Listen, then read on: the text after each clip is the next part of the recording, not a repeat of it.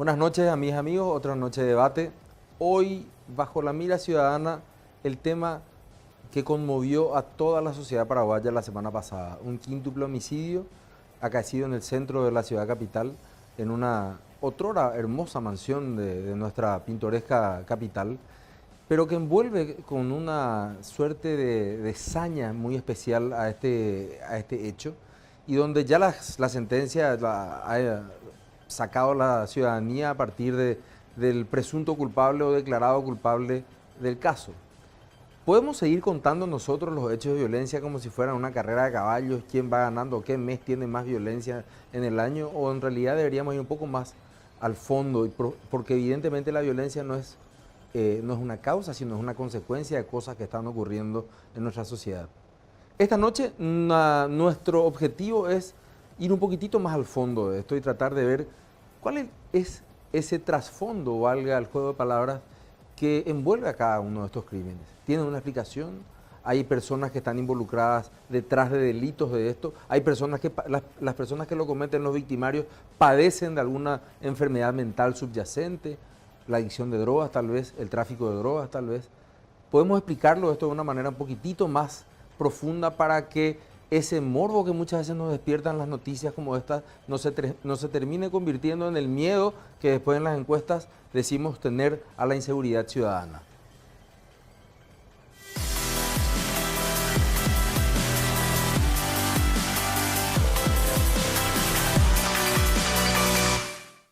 ¿Qué nos pasa?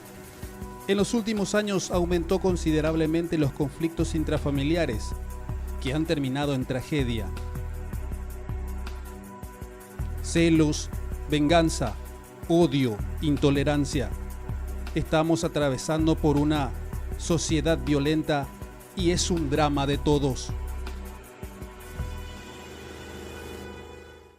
Sociedad violenta, un drama de todos. Es el capítulo de esta noche, el nombre que decidimos ponerle a esta noche de debate, porque más allá de lo exaltados, de lo frustrados, de lo temerosos que podemos sentirnos, sobre todo nos sentimos también con cierta curiosidad, y decimos nosotros sana curiosidad para saber qué es lo que está ocurriendo en nuestra sociedad. Y tenemos realmente el honor de poder tener con nosotros aquí esta noche a un profesional sumamente destacado, yo diría una de las personas que más experiencia tiene en el ámbito forense, que es el doctor Pablo Lemiro. Doctor, buenas noches, ¿cómo está? Buenas noches, Sebastián, y agradecido con tu invitación para el día de hoy. No, por favor, doctor, al contrario, muchas gracias a usted que ha accedido a esta invitación. Doctor, lo hemos escuchado, y yo particularmente digo, siempre lo sigo y trato de leer sus comentarios que hablan mucho más a veces de las entrevistas escuetas y muchas veces dirigidas hacia lo que interesa. Hay que entender, eso también trato de entender, ¿verdad? Lo que la ciudadanía quiere escuchar, que está siempre un poquitito salpicado del morbo, de la violencia y demás, pero en estos últimos años, esta proliferación de hechos de violencia, desde el punto de vista de la medicina forense, ¿qué novedades o qué le inspiraría a usted decir como profesional en su carrera, en el devenir de una sociedad que se va convirtiendo aparentemente, o por lo menos gracias a los medios, en una sociedad cada vez más violenta? Bueno, más que gracias a los medios, creo que la problemática es más profunda. De hecho, ya desde hace una semana que desde la Dirección de Medicina Legal estamos llamando a la alerta, llamando un poco a la conciencia ciudadana, dando la voz de alerta, de la cantidad de casos que ha ido en aumento y la manera de expresión violenta que está teniendo la sociedad. Obviamente el origen es multifactorial, tampoco es función de la Dirección de Medicina Legal determinar el origen de esta problemática. Para eso existen los expertos en criminología, en sociología, etc. Incluso la academia debería dar algún tipo de respuesta a este tipo de cosas. Pero estamos preocupados porque nosotros finalmente, cuando digo nosotros me refiero a la Dirección de Medicina Legal y al Ministerio Público en particular, nos somos los que vemos el producto, el efecto de esa sociedad violenta, que todos creo que sabemos que está y que está presente, ¿verdad? Desde la cuestión sencilla de repente de que vemos en el tránsito cada día más caótico y más congestionado, que ya pasó del simple bocinazo, del simple bajar el vidrio y gritar o hacer la señal patriótica como decíamos antes, a bajarse la gente de los vehículos y terminar a los puños o rompiendo cosas, hasta lo que vemos últimamente, que en poco más de 2 meses estamos teniendo 2 familicidios, es decir, familias enteras ultimadas, cuando eso anteriormente era una cuestión que pasaban años. De hecho, si queremos irnos un poco más al último familicidio, tenemos que irnos al 2001, ¿verdad? Y anterior a ese tenemos que irnos al 98. Entonces, ahora vemos 2 en muy poco tiempo, vemos prácticamente bizarras declaraciones de una persona una mujer que se autoconfiesa que mató a su pareja ante las cámaras de un medio de difusión, donde dice cuántas puñaladas le dio y cuántos litros de sangre salía del cuerpo, ¿verdad? Todo eso nos está dando una señal, un semáforo en rojo que tenemos que nosotros como Dirección de Medicina Legal prender y pedir que alguien o alguna institución o varias instituciones, al ser una cuestión multifactorial, se empiecen a ocupar y tratar de sanar ese tejido moral de la nación, tratar de brindarnos herramientas para tener mayor empatía, mayor tolerancia a las frustraciones y saber cómo administrar las frustraciones que son lógicas que tengamos como sociedad. Doctor, en los últimos, bueno, no le voy a decir en los años que usted ha desarrollado su profesión, una de las más difíciles quizá dentro de todo el arco forense, ya desde jueces, defensores, secretarios, actuarios, la medicina forense, ¿le parece que se puede establecer un patrón de cambio de las circunstancias de muerte violenta en la sociedad paraguaya? Sí, de hecho, cada vez hay más muerte violenta, eso es obvio, pero sobre todo cada vez hay mayor grado de agresividad, y no solamente eso, obviamente ante la mayor cantidad de información que recibe toda la población en general, incluyendo a los que cometen los homicidios, cada vez se extreman más los recursos de los que le llamamos nosotros contramedidas forenses. Es decir, estamos viendo cada vez mayor cantidad de casos de cuerpos calcinados para eliminar evidencia, de enterramientos para eliminar evidencia y como vimos en este último caso, la utilización de químicos para poder llegar a la esqueletización y alterar la data de muerte. Entonces, se ha complejizado más los hechos delictivos, además de ser cada vez más violentos, con un exceso del uso de la fuerza, si así se pudiese decir, para provocar la muerte de una persona.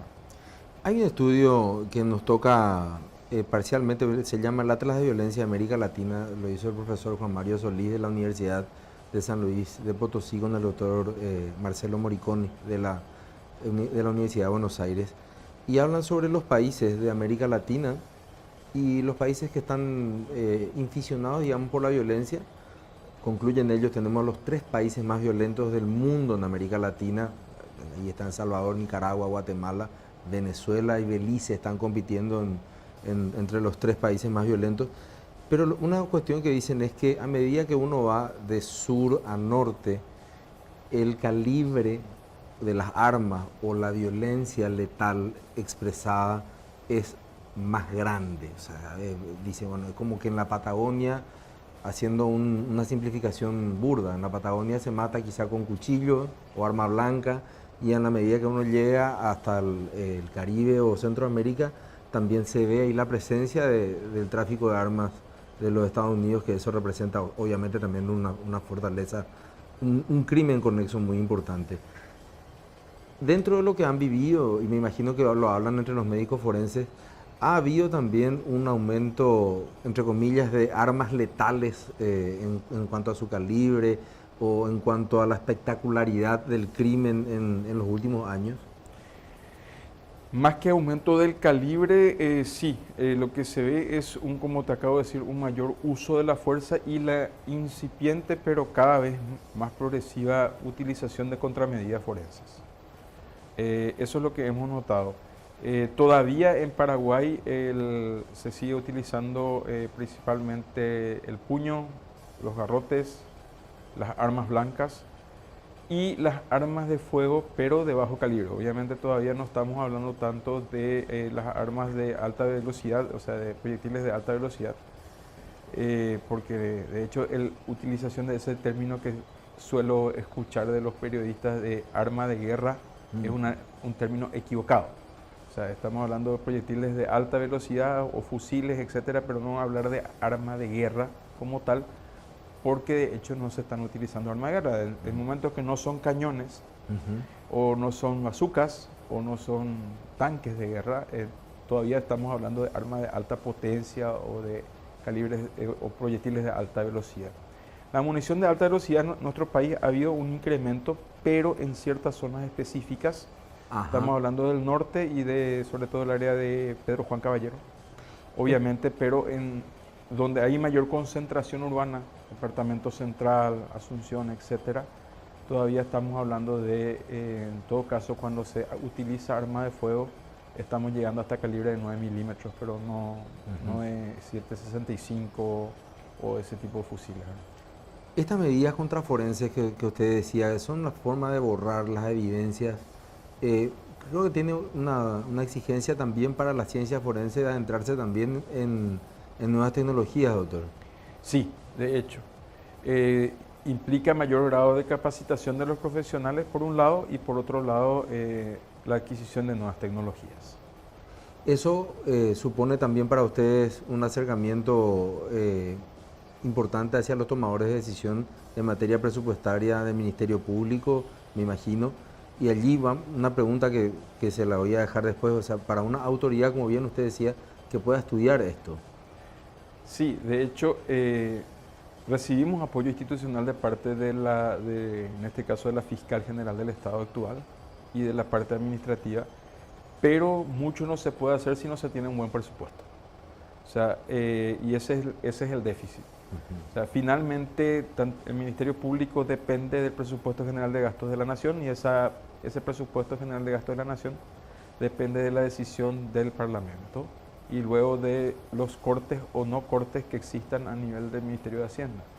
El famoso plan de caja. Exactamente, el famoso plan de caja. Es ahí donde yo creo que en algún momento dado el Parlamento debe tomar en cuenta hacer un mayor grado de inversión para el Ministerio Público y específicamente para todo lo que es la estructura investigativa. Si me permitís un segundito. Sí, ¿cómo no? No podemos seguir teniendo una sola morgue judicial para todo un país. O sea, y nosotros tenemos desde hace mucho tiempo el proyecto de crecimiento en ese sentido, de por lo menos tener 3 morgues más, una para la zona norte, otra para la zona este y otra para la zona sur. Me estoy refiriendo al área de Concepción, Pedro Juan Caballero, una que pueda dar respuesta a esa zona, otra para el Alto Paraná y otra para todo lo que es Itapúa, donde son polos de desarrollo y al mismo tiempo son área de frontera. Y en el caso de la zona norte encima, área de conflicto. Entonces no podemos nosotros estar tardando horas y horas y gastando millones y millones de guaraníes en trasladar cadáveres para llegar hasta la morgue de Asunción, donde se tienen los equipamientos adecuados. O la otra opción, hacer la autopsia y las inspecciones de los cadáveres en condiciones no adecuadas, en centros asistenciales que nos brinden gentilmente su sede, pero sin tener toda la tecnología que requieren los casos. Doctor, nos quedamos aquí, nos vamos a la pausa un ratito. Estamos con el doctor Pablo Lemir, realmente apasionante el tema que nos está diciendo. por lo menos 3 morgues más, tenemos una sola morgue. Eso es algo que a mí en mis años de función pública no me ha venido a la cabeza, pero no se vayan por favor, que vamos a la pausa y volvemos con más debate esta noche hablando del tema de sociedad violenta, un drama de todos.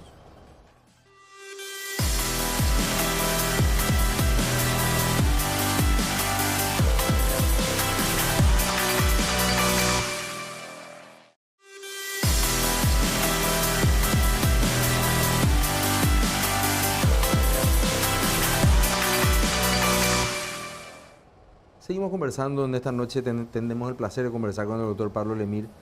Me quedo con lo último que decía, necesitamos por lo menos 3 morgues más en el Paraguay.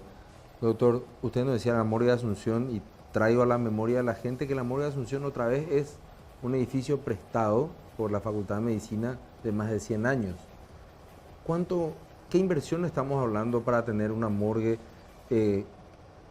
donde se pueda realizar un estudio científico posterior, obviamente, pero donde los profesionales que ustedes están formando puedan tener el conocimiento que ustedes están acopiando en todos estos años? Porque me imagino que va a ser difícil pasar la información y el conocimiento en estas condiciones. Sí, es sumamente complicado y bueno, a ver, depende de cada zona. Donde menos inversión tenemos que hacer en este momento es en la ciudad de Concepción, ya que ahí tenemos un edificio que es propiedad del Ministerio Público, que también es un edificio antiquísimo, pero que por lo menos es propiedad propia del Ministerio Público. Se tienen todos los proyectos, no sé cómo está en este momento la cotización, pero de hecho tenemos el proyecto completo, el proyecto ejecutivo, e incluso tenemos la buena voluntad y ya, digamos, una aprobación prácticamente, un visto bueno de la municipalidad. Pero nos está faltando, digamos, el dinero para empezar.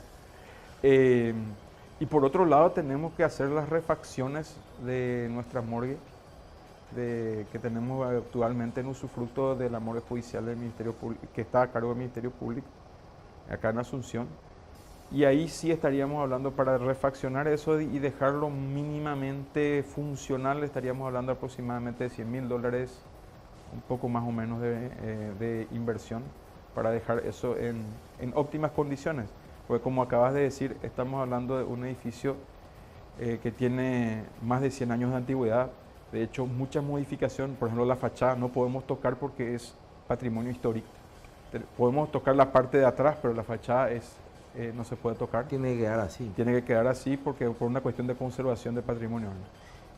Ahora, digamos, convengamos que $100.000 para un presupuesto no es mucho, atendiendo a lo que debe venir, porque la ciencia forense tiene que seguir cultivando, la medicina forense tiene que seguir cultivándose a partir de los casos que ustedes tienen adelante, doctor. Claro. Obviamente no es demasiado, pero eso tampoco estoy diciendo para llevarlo a un nivel ideal. Claro. Estamos hablando de lo mínimo necesario. Los mínimos necesarios, y ese sí estoy hablando de un proyecto también y sé más o menos el costo, porque con la nueva fiscal general del Estado, la doctora Sandra, dio orden de que se haga todo lo que es el proyecto ejecutivo, etcétera, etcétera. Y eso está diseñado ya por la gente, los arquitectos del Ministerio Público, todo lo que va a ser las refacciones que se necesitan, y obviamente eso vamos a tener que esperar la aprobación presupuestaria del año que viene para hacerlo, ¿verdad? Obviamente. Doctor, un primer o una autopsia en un lugar no adecuado y sin las herramientas adecuadas puede determinar un cambio brusco incluso en la línea, en lo que sigue la investigación, ¿no es cierto? Claro. A ver, los médicos que están trabajando hacen su mejor esfuerzo para tratar de obtener la verdad. Lo que puede ocurrir es que queden dudas o queden preguntas sin respuesta. Y es por eso que cuando el caso presenta ciertas características de alta complejidad, el Ministerio Público recurre al extremo de tener que traer el cadáver a la ciudad capital para tener la mayor cantidad posible de respuestas. Obviamente eso también significa un proceso incluso de revictimización de la familia, porque estamos diciendo que tienen que venir detrás del cadáver de su familia desde Capitán Vado, El Chaco, Villarrica, Concepción, etcétera, etcétera, hasta la ciudad capital y luego volver a trasladarse cientos de kilómetros con su familiar para el entierro y el velatorio y el entierro correspondiente. Y también, obviamente, aun cuando extremamos los recursos teniendo un contratado, un servicio de funeraria que está tercerizado pero que trabaja para el Ministerio Público, siempre se corre el riesgo de que se puedan perder evidencias desde el camino. Claro. Entonces, todo ese proceso implica un riesgo. Pero incluso, si vos te fijas, y sé que estás en el conocimiento incluso de las partes legal y muchas cosas. Si te revisas el Código Procesal Penal, cuando habla el artículo de autopsias, Sí. deja una ventana jurídica para que no se hagan las autopsias en los casos de muertes violentas o sospechosas de criminalidad, partiendo de un silogismo errado donde dice cuando por la inspección preliminar del cadáver no se pudiese conocer con certeza la causa de muerte. Y jamás algo preliminar puede dar certeza. Claro. Lo preliminar arroja sospechas, porque es lo contrario al liminar. Liminar es cuando es lo final. Preliminar significa que todavía no se tiene el final. Entonces no puede ser una certeza, pero se deja abierta esa ventana justamente porque aparentemente, y eso quiero creer, porque lo he vivido durante todos estos años, desde el gobierno central nunca hubo intención de invertir en la investigación del delito en Paraguay.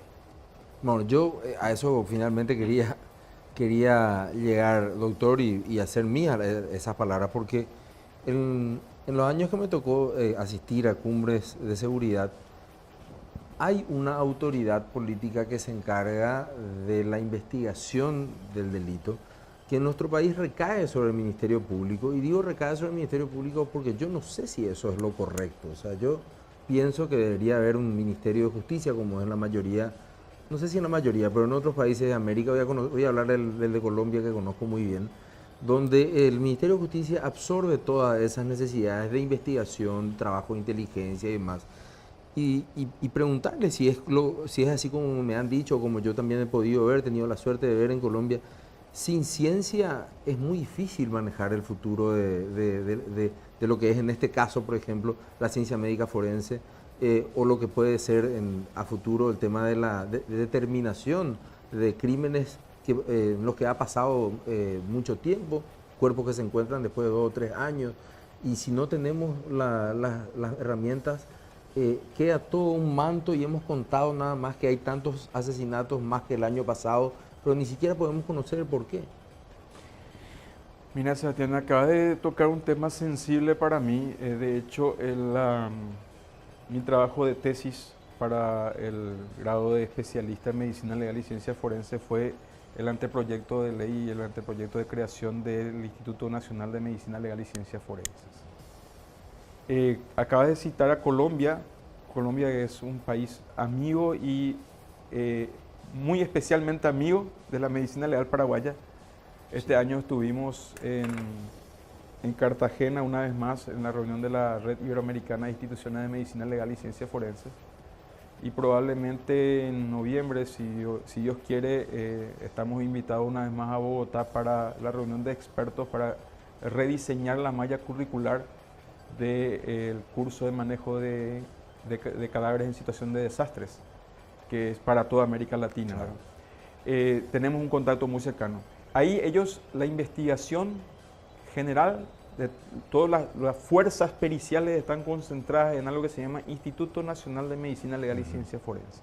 Es un organismo autónomo y autárquico, aun cuando tiene un consejo y el fiscal general o la fiscal general es el que designa al director de ese instituto. Pero su presupuesto es autónomo y o sea, es una entidad autónoma y autárquica. Ellos deciden, ellos pelean su propio presupuesto ante el Congreso, ellos designan sus propios peritos, ellos controlan toda la actividad pericial. Lamentablemente en Paraguay nos caracterizamos, como suelo decir en la facultad, tanto en el pre como en el posgrado, por rediseñar la rueda y hacerla cuadrada. Nosotros tenemos un crecimiento anárquico de los grupos periciales.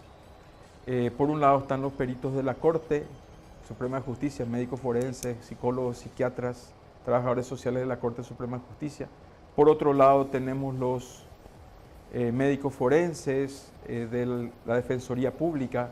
Por otro lado tenemos los médicos forenses, los psicólogos, psiquiatras del Ministerio Público. Dentro del mismo Ministerio Público tenemos por un lado la Dirección de Medicina Legal y por otro lado el Laboratorio Forense, que es el organismo donde están todos los peritos criminalistas, peritos de campo, etc.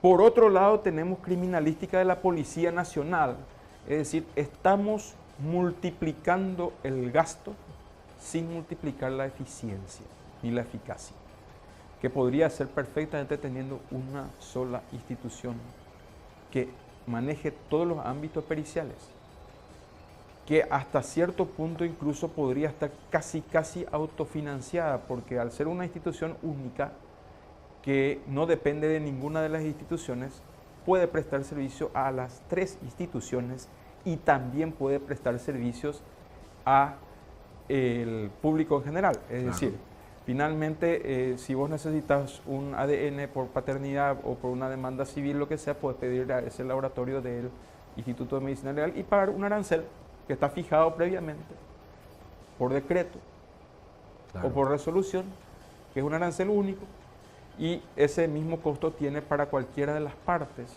Y entonces hasta eso puede estar, parte de ese presupuesto puede estar autofinanciado.